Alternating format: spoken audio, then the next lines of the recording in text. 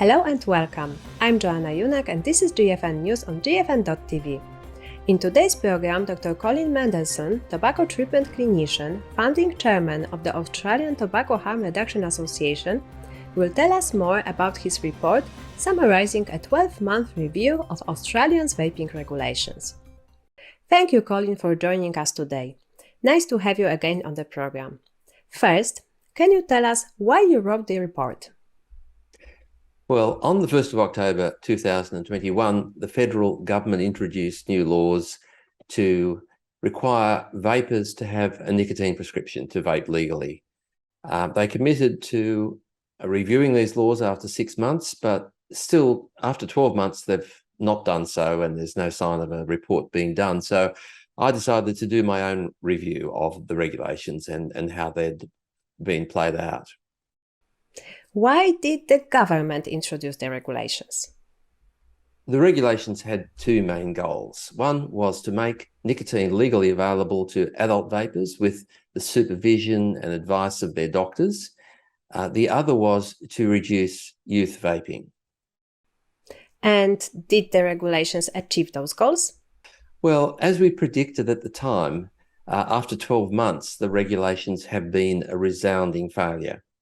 They've achieved neither goal. In fact, they've made everything a lot worse.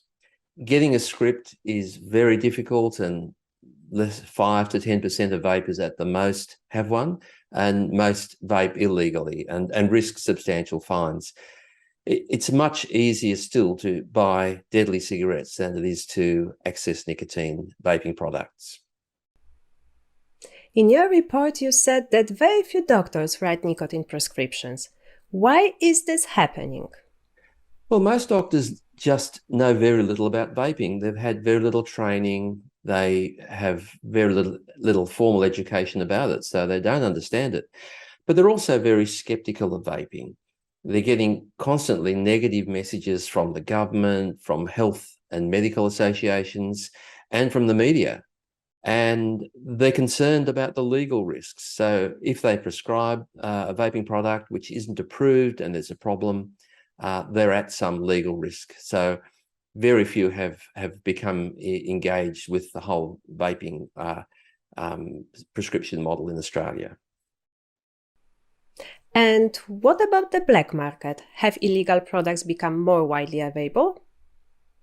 Yeah, well, predictably, the black market has stepped up and is importing massive numbers of illegal and unregulated products, which are being sold widely through tobacconists, convenience stores, online and on social media. There are just containers full of these products coming into the country, and there's very little in the way of interception of those products at the border, and very little in the way of enforcement, as is so often the case with the black market, that it's very hard to contain. And of course, there's no quality control with these products. These are dodgy products that have no safety or quality standards, and they're creating even more risk. And of course, the crime gangs are now starting to get involved, and the policing is virtually non-existent. So really, the black market is rampant and is supplying a very large part of the vaping community. Speaking of young people, did the regulation prevent youth access to vaping nicotine? Well, no, quite the opposite, in fact. Since these new regulations have been introduced, the black market has multiplied and is thriving and sells regularly and freely to young people. And of course, the young people have taken up this opportunity. They can buy these products very easily through social media. They can buy them through local retail outlets, and through social media, they're often delivered directly to people or sold through friends. So they're available everywhere. And there are daily reports of teens vaping at schools, in classrooms and at toilets. A lot of the schools, increasingly, they're introducing vape detectors in the toilets. They're putting in security cameras. They're locking the toilet doors, requiring kids to get a pass to go to the toilets. It's really not working. And there are reports of some kids becoming addicted to vaping and having other adverse effects, and kids as young as 5 and 7 have been found to be vaping. So the situation has just got out of control since these regulations were introduced. And what about vape shops? Have they been affected?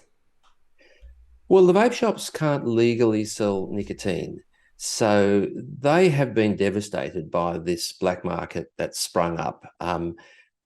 It's just so easy for vapers to get these products that many shops are now struggling. They have noticed a significant reduction in business, and some of the vape shops have closed down as a result. And I think this is a real tragedy for public health, because vape shops play a very important role in helping people to quit smoking, and we need them to survive. But under this model, they're going to be really struggling. Last question, Colin. Looking at Australia's failed experiment, what do you think should now be done? Well, we've known for a long time that the only way to eliminate a black market is to regulate it and to legalise the product. So nicotine liquids should be now regulated as an adult consumer product sold by licensed retail outlets wherever tobacco is sold, just like it is in every other Western country. I mean, this model just hasn't worked in Australia. And we need strict age verification when these products are sold, and strict or severe penalties and loss of license for retailers that break those rules. And we need to just really start all over again. We need to accept that we've got this wrong and start all over again. And hopefully we'll be able to turn this around. Thank you, Colin. That's all for today. Tune in next time here on GFN-TV or on our new podcast for more tobacco harm reduction updates. And on Thursday, we are inviting you to watch Brent's interview with Dr. Alex Wodak, where they discuss the principles and history of tobacco harm reduction and answer the question, is it working? Thanks for watching or listening. See you next time.